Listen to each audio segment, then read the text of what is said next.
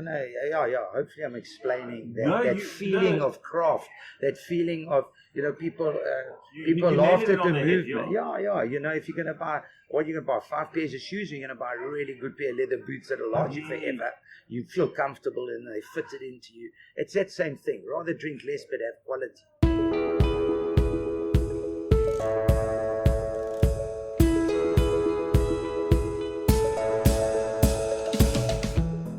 Ladies and gents, this is #beer time. Welcome to all our beer fans, and I guess welcome to our weed fans. I like to think of us as family, and that's exactly what we are, seeing as hops and weed are from the same genetic family. In this series on weed and beer, we will discover why exactly hops and weed are so similar and what all the commotion is about when it comes to using weed in products, apart from its regular use. In this episode, I talked to Graham and Andre from Poison City Brewing. They have been running their brewing company for about 5 years, but their brand shot through the roof when they released their Durban Poison Lager, which conveniently came after the law on weed changed in South Africa. These guys are leading the way with using cannabis in a product, not just beer. We talk about the elements of getting high versus getting drunk and why that could become a new popular thing. We discuss the differences between CBD, THC, hemp and cannabis. We touch on the health aspects of drinking weed beer. Andre talks about what it means to be a purist, and not just in the sense of smoking weed, but also food. Graham has a great part at the end where he talks about the positive impact we can bring in South Africa in terms of socio-economic opportunities. I must just let you know that this recording was done in Durban at S43, which is situated along the train tracks and in quite an industrial area. So there was a bit of ambient noise. There were even some people in the restaurant as we had this interview. So did my best to reduce some of the noises, but I think what we have left with is pretty good. It's pretty decent quality. So you will definitely be able to follow the conversation. Right, it's 4:20 and time to listen to what it's all about. Enjoy, my friends.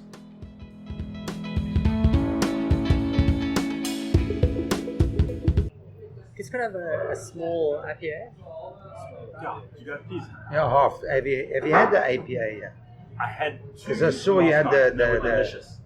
I'm gonna let's get through those. Yeah, and they're not that strong, so they're perfect for daytime. But they're very flavorful. But I saw you having the nitro, the brown ale. I mean, that's probably the most popular one. But if you like beer, it's almost too perfect. I like the edges around. I was chatting now to Paul. And you don't get a lot of brewers in the country who pour in nitro. And I'm a sucker for Guinness and Kilkenny. So when I saw what was pouring out there, Have you had his black on nitro? I haven't. He's got a black. It's a stout. It's called black. I don't know if it's All darker beers, brown and black, he'll only pour nitro. So when he was at this year, when they were at Clarence, yes. You know how everybody made a special beer. This year he didn't do a special beer. He actually poured his blonde through nitro And that just went and crazy. put glitter in it.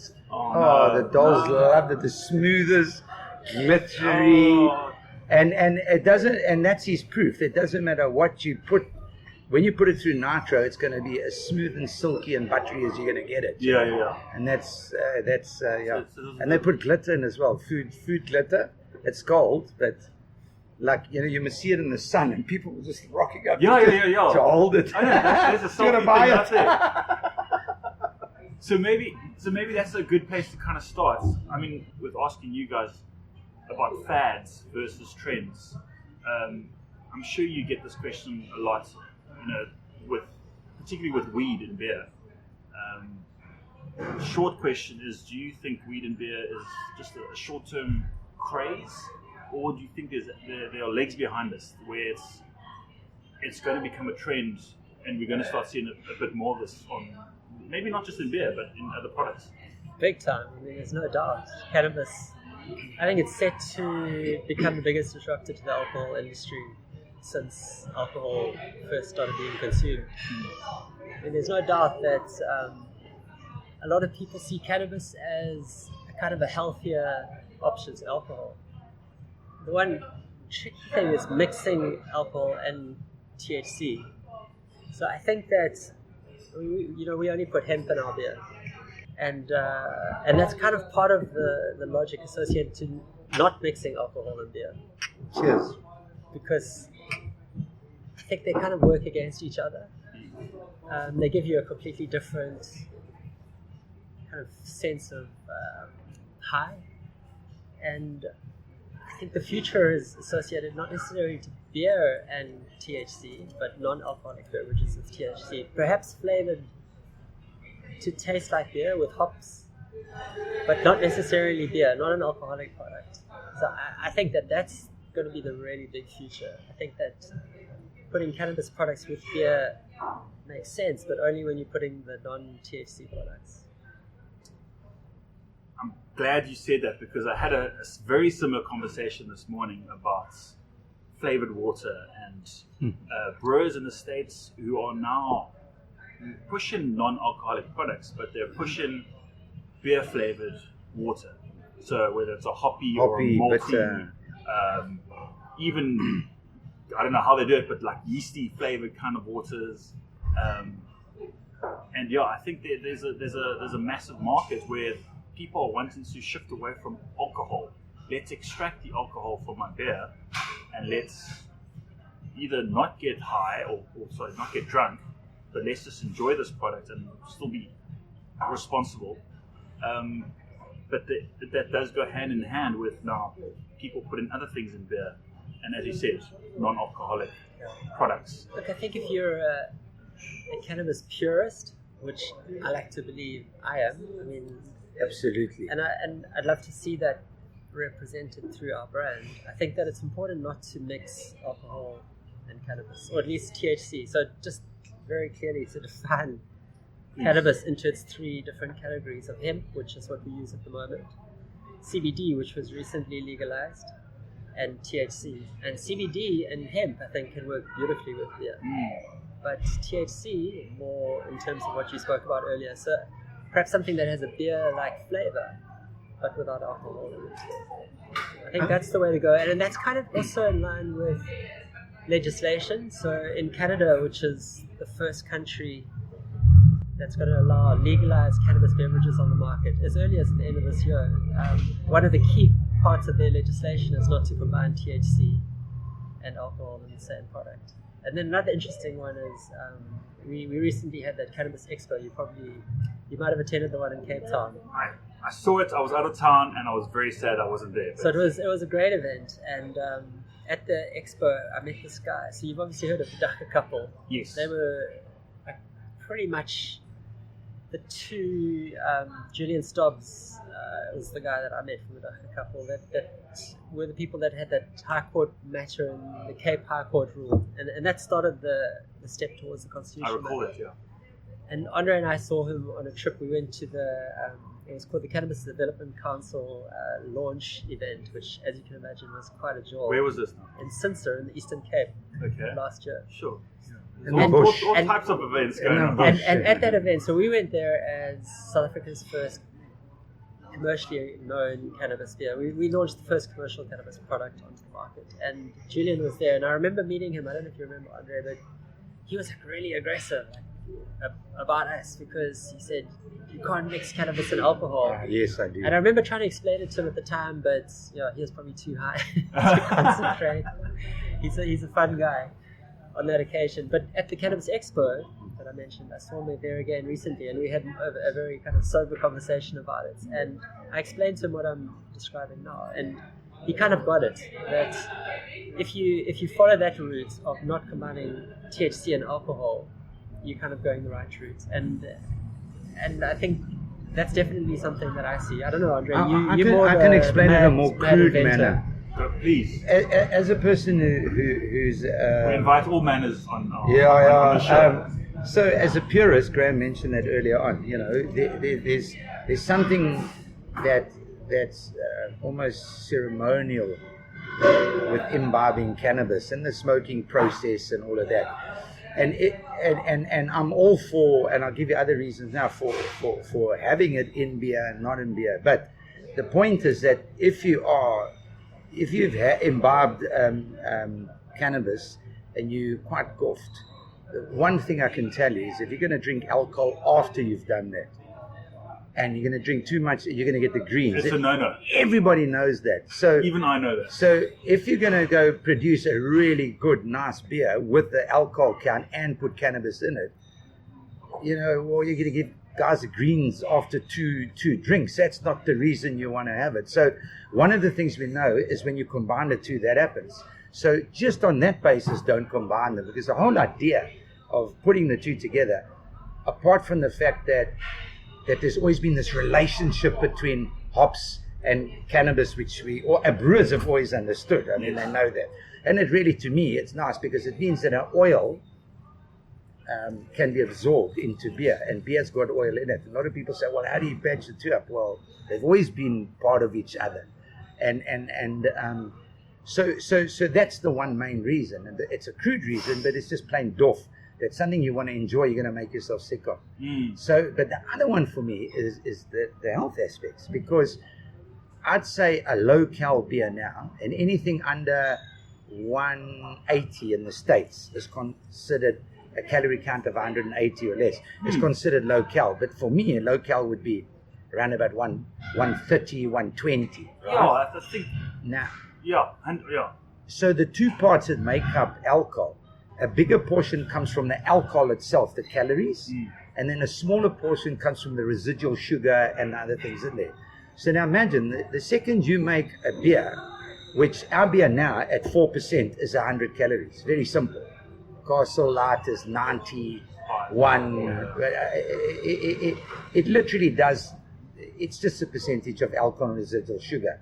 The point is that if you make a non-alcoholic beer, it's going to have a calorie count of 50 or 60. Imagine how many of those you could smash before you've actually going to gain weight, or you've taken in too much energy to spend out in a normal day. So if your normal daily intake when you're exercising is 2.5, if you're trying to diet, it's 1.8 or whatever. Yeah. I mean, you're having a beer for 60. Your Coke is 200, 180 to 200. Sure. So on that level, you can enjoy yourself. Now you're out with your friends. You can't have alcohol, but you either like cannabis, or you do want to have a pleasurable feeling. You're out and having a jaw. I can't think of a better mix. So now you're adding in a health aspect because it's not sugared up, it's low calorie, and there's 110, 109, depending who you speak to, other cannabinoids actually, that also have positive effects other than CBD and THC, because roughly there's 110, 111, 112 cannabinoids. Can you give me an example of one? Well, you get CBD, which is the most popular one now, because they understand CBD, and that's the one that works on anxiety, it works on slight pain relief, it works on, at higher quantities, it really has a good effect with it's got 3 times the effect of standard medicine for epilepsy for kids. You know, it's a drug it's an antipsychotic drug, and they can keep your mind calm enough not to suffer from fits. But it's only 25% effective. In other words, there's 75 out of 100 kids, 75 don't react to the medicine except it stuffs them up. Whereas, after talking to Dr. Gabriel, and I spoke to him again this week, they have a success rate of like 60% using CBD with no harmful effects, with no blah, blah, blah. So, and obviously there's a little portion of THC that's involved, but it's hardly anything because young minds develop differently in that. So there's a lot of reasons to come to the same place. Yes. You know, whether you're a purist, whether you're a health enthusiast, whether you want to, you know, I want to go out with my friends. I've drunk beer all my life. I like beer. To me, beer is social. So now what I do, I want to be healthy. I don't like alcohol, but I love beer. It's for me, it's a no-brainer. And I think you can get a bit more loose on cannabis before you're going to be too bad to drive or too bad, you know. So it would be interesting to see some studies. I'm sure there's some people listening who'd like to stick their hands up to take that study. But maybe that's another session for another day. I like how you guys you consider yourselves as purists, and that's within the forgive me for sounding naive, but that's for purists based within the cannabis weed area sector. No, absolutely. Yeah. So I kind of you kind of touched on it slightly, and maybe you could apologize if you repeat yourself, but I want to know from an idea process. What was your initial idea process when you guys started Poison City? Was it based on beer? Did you spot an opportunity? Did you want to push something? It was based on cannabis. So we're from Durban, and anyone who lives in Durban knows about Durban Poison. And in fact, we both traveled quite widely, and most people you meet when you're from Durban, outside of Durban, somewhere else in the world, when they find out you're from Durban, a common question is, "Oh, you know Durban Poison." So we both had this acute awareness of how well known Durban was because of Durban Poison, and how well known Durban Poison was. So from the very beginning, it was, how do we create a brand that capitalizes on Durban Poison, that allows this thing that up to now has been kind of subdued and looked at as in a negative way, which we both believed is something incredibly positive, could be used in a way that could promote Durban and also create the basis of something we could, a brand we could create that helps create a positive impact for Durban Poison. So it was very much about cannabis. Using beer as an avenue into that was primarily because of the relationship between hops and cannabis. So perhaps, Andre, you could explain a bit more about that relationship, because that's a very interesting... I'd like to go even a step further back. And when we say purist, I suppose what we're also saying, we're part of the craft movement. So we've got some really good winemaker friends. One of them, arguably, out of the bunch of them, they're all in the top, 10% of winemakers for how popular their products are, but what they do, and they make organic products and so on. So the point is that for me, I come from a restaurant food industry. I've always been into craft anything. So for me, if I'm going to have my beer, I'd like to have a craft beer because, and not necessarily always. I want to know where my product comes from. I want to know what the ingredients are. So if you look at from the 80s, the late 80s in California, when they started combining food on the wine farms, like Cape, on the wine farms with Asian, and they developed a cuisine called fusion food. That kind of spread into England, it spread Australia way, and it came back as modern cafe fare. And it's all healthy. There's nothing in there that's kind of, you don't put a slosh of tomato sauce on at the end of it all or so on. But you can apply that to your spirits, you can apply that to, and so at the same time in California, or that area up the West Coast, Portman might have been one of them, but they started relaxing on the laws from the Prohibition era, allowing, I think there were only 5 licenses in the whole of America federally, and they allowed people. So the craft brew industry started in the late 80s, but it's exactly the same time that the coffee industry started. And remember, Seattle Coffee, or whatever they called, they were one of the first big coffee guys, and that all started at the same time. So this all is a purist avenue, but it's a purity in ingredients, and we all know that what goes in comes out. So if you want something really nice to come out, just worry about the quality of what goes in. So in a part that answers the question about authenticity and so on. But what people don't realize is that hell of a close relationship, the average consumer, I suppose, a close relationship between cannabis and hops. So what is it called? Lupulus. And cannabis sativa. What they have in common is that a whole group of acids, alpha acids that make bitter, but there's also a group of flavonoids. What's the proper word?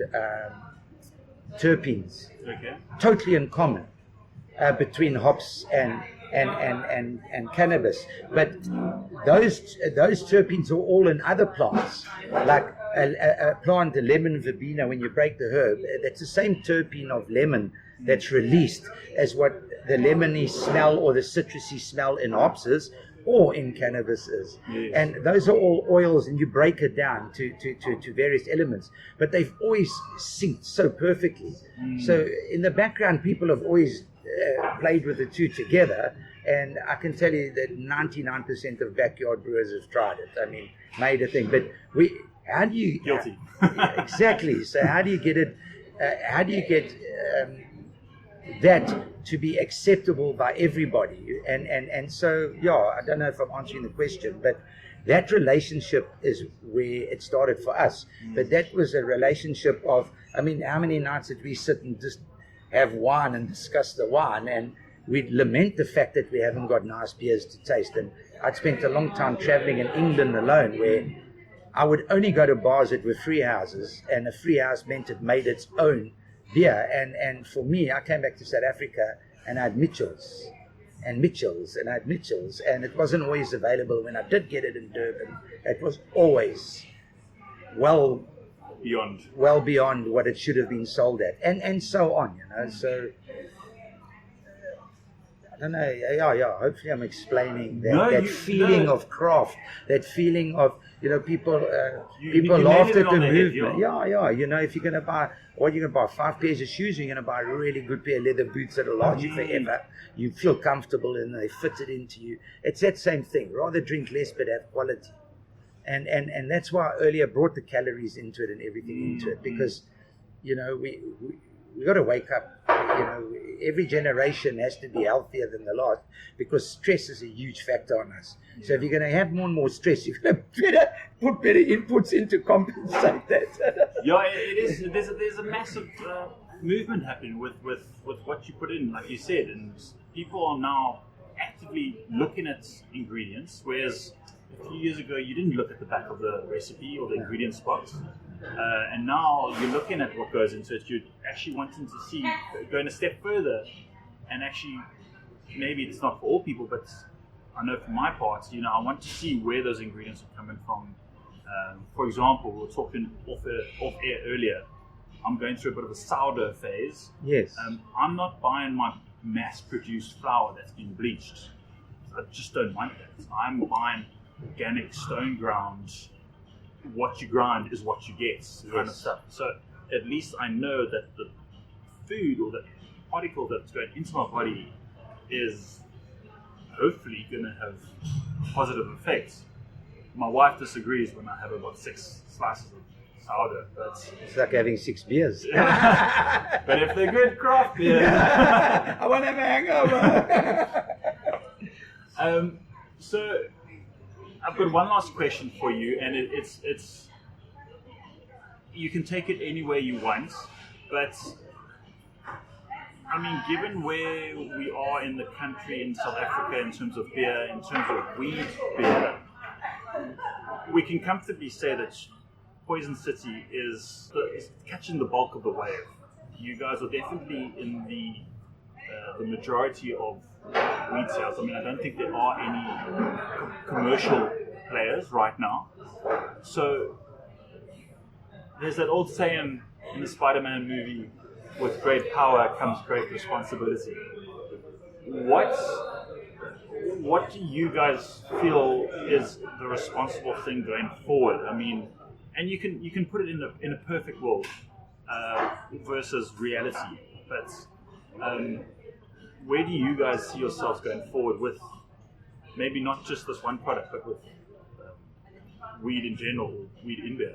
Yeah, we have no qualms whatsoever about being proud of being part of the cannabis movement. I categorically see it as a more positive movement forward than an alcohol-dominated social space, which is what people are used to. And it's been great being part of a movement to change people's minds, to make them more aware of the positivity, to break down the stigma. I think if nothing else, what we had the balls to do was to put a product out on the market that was a cannabis product without in any way trying to pull our punches. And it was amazing how the response came about. I mean, we had over 100 million impressions made in media when we launched that product. I mean, it was picked up by international news channels. We were interviewed by BBC, by Reuters, on American channels. Beer time.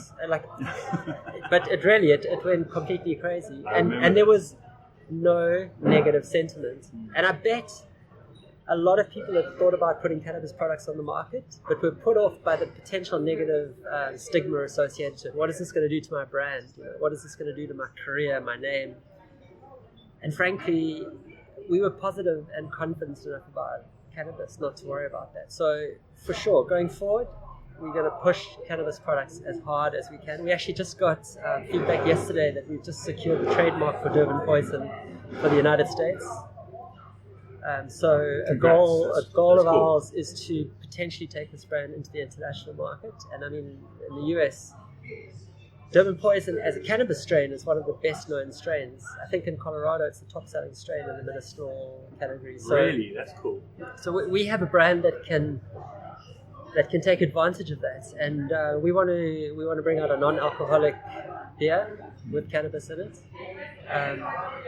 As we mentioned earlier, that's a beer we can put THC in because it'll be a non-alcoholic beer, but we also want to do non-alcoholic products with cannabis in it that aren't necessarily beer, and the aim is to turn Durban Poison into a global name, or hopefully, but at least into a South African, a well-known South African brand, where people are aware that we were the ones that introduced this kind of cannabis product onto the market, unashamed and quite proud of it. So I think there's a common need or want or narrative that's going on in the South African community in terms of craft beer, and everyone's looking for a different stepping stone into that 99% of the market that drinks the mainstream lager. And I think anyone who has any idea about how to get into that 99%, no matter what stepping stone you can put there, is great, because I don't think anyone can argue against that. No one is saying, no, I don't want to tackle that 99%. I'm happy in my 1% as a craft brewer. I think that's also what the Craft Brewers Association wants to do. We want to get everyone to like 5%. It's not the best, but going from 1% to 5%, can you imagine the beer landscape? It's going to be completely different. So, I think that's great that you're saying that this is from what you're saying, your beer is a stepping stone into introducing those people who are used to their normal ways of thinking to take a sip road and to try something different. Yeah, look, I'm completely unafraid of saying that I don't think craft beers should become large national players.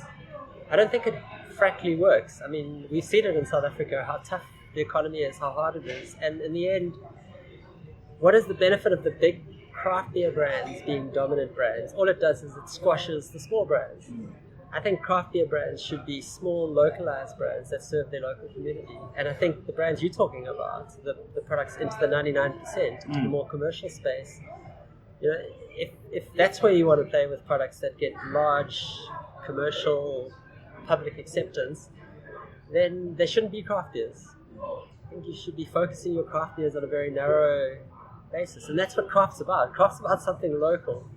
So we have two kind of elements of our brand. One is the craft local stuff, and the other is Durban Poison, which we don't even see as a craft beer. We see it as a beer premium that competes lager with commercial lagers out there. Okay.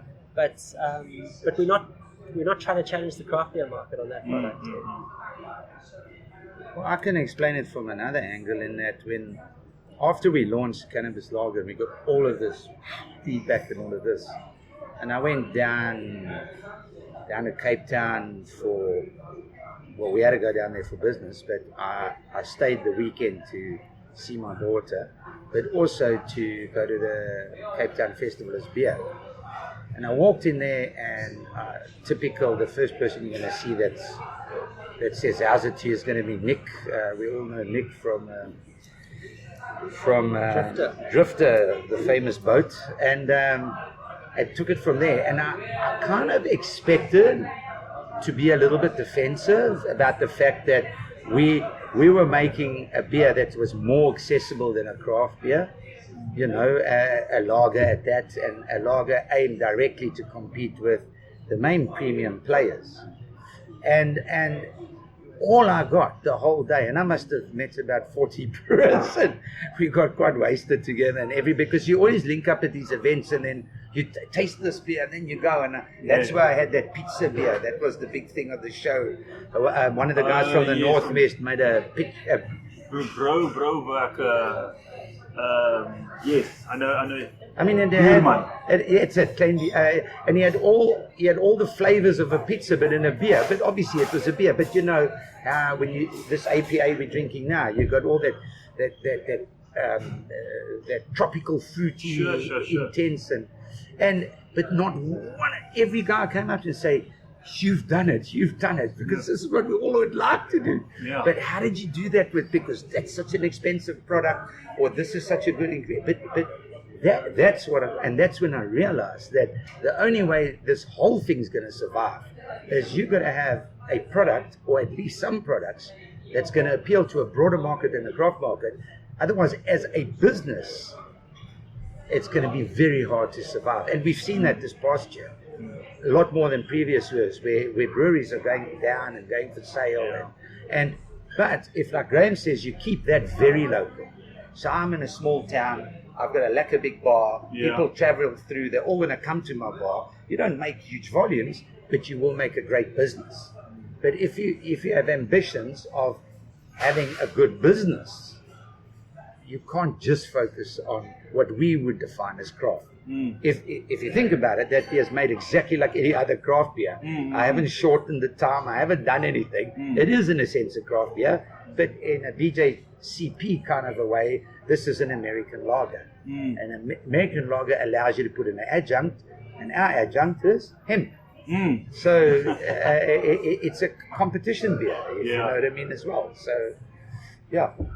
Do you? This question wasn't on my list, but it's just come up at the last minute in my brain, which tends to happen quite a lot. What happens if another brewer brings out a wheat beer? Joburg Cup. Do you think that'll be good for? Yeah, I mean, they have been. So very, very soon after we bought ours, Eben from that giant brought out an ale. I think there was Robertson's in the Southern Cape brought out a beer. Same time or just after us? Look, the reality is that I think being first to market creates a huge positive advantage.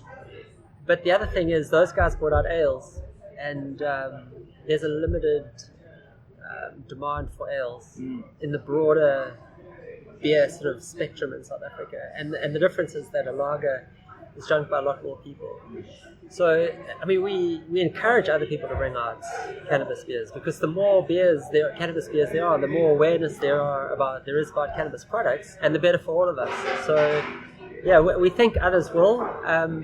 The big challenge for us will be watching the big players, Heineken and AB InBev. You know, what will they do? And we're pretty confident that in the short term, they're not going to be bringing out anything in South Africa. I mean, in the US, Lagunitas, which is owned by Heineken, have already brought out products, but I don't see them trying to launch that brand in South Africa in a hurry. But in sometime in the future, those guys will come onto the market, and that'll be the challenge. I wonder when. Because exactly. Competing against those players is it's not for the faint-hearted. They have big budgets. It's exciting though that we, if I'm going to categorize myself now, as the way you explain it, we as purists, we're in such a creative field that we are setting these trends, and it is quite a special feeling knowing that you have the bigger players like SAB or AB InBev or Heineken who are maybe not in front of you in that sphere, they're behind you, they're trying to see what's coming up. So that's quite exciting. No, absolutely. I think we have to kind of remind ourselves why we get into this craft beer industry, because that's this whole innovation and creativity. Andre, you wanted to say something about you were coming in there, and then I think No, it's fun. I think you kind of said it. It says that. So you can't define. You got to also look at a product as a unique. You know how we look at businesses as a person in terms of the law and limited. You know, all of those limited liability or whatever. The point is there's brands and then there's products. You know, but each one of them is a live thing, and you always got to nurture it, and you got to treat it, and demand will justify it, but you've got to give it the very best you can possibly give it for it to excel and grow, because that's what it is. It's a little baby, and you seed it, and then you might even change your recipe because you realize that because I like a bitter beer, maybe that's too bitter for everybody else. And but the point is, you have to give your full. That's really what it means to me as well. Is attacking the product, just not by numbers, but by allowing that product to grow the very best it can possibly be. And everything comes into that price, everything comes into that. But if our aim is to have a product that's liked by a majority of people that has cannabis in it, then we've started perfectly so far, the only complaints we've had complaints. Why is there no THC in there? That'll happen, but you've got to consider the government legislation. Yes. And if we go the proper way, the cannabis guys are looking at it now. They want to write the legislation saying, if you have so many grams in your blood, then you can't drive a car, and start setting those up ahead of time to help the government go, okay, that's cool. We don't have to worry about it too much. It's been taken care of, and so on. So.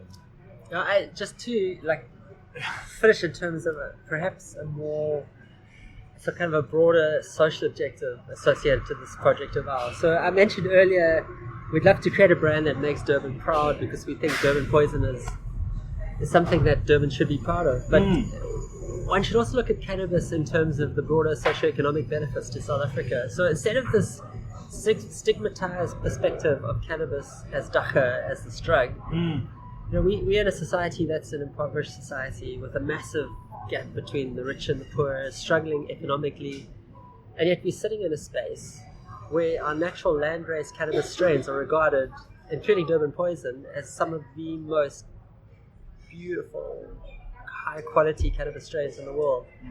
If in any way we can be part of developing a cannabis industry in South Africa, which somehow helps alleviate some of these challenges we have, you can imagine, I mean, I'm sure you've been to the Transkei, or even into close by Durban, there's areas where people have been growing cannabis for years, and I haven't been there for that exact reason.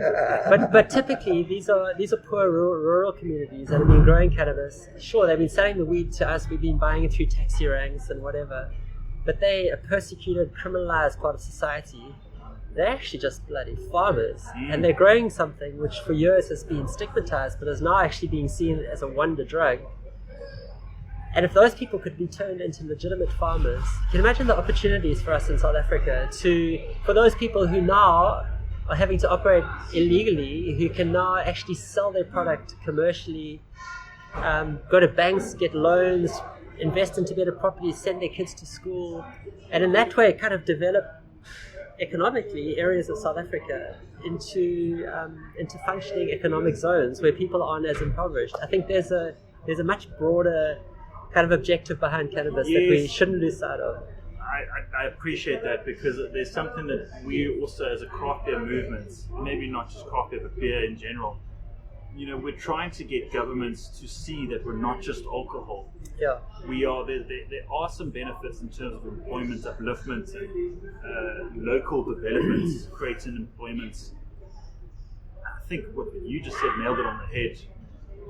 With cannabis, it's just it could be an absolute game changer for South Africa. So I hope there are people talking to government. I think what you guys have done, you've at least started a narrative, and you've started have a presence now with within the government and people who actually need to start thinking differently and making a difference in our country. So yeah, I've definitely learned something today. Gents, we're going to call it a day. Thank you very much for joining me on #BeerTime. I'm considering changing my name to #WeTime, but maybe one day. But yeah, guys, I look forward to chatting to you again. Thank you very much. Thank you. It's been fun. Cool.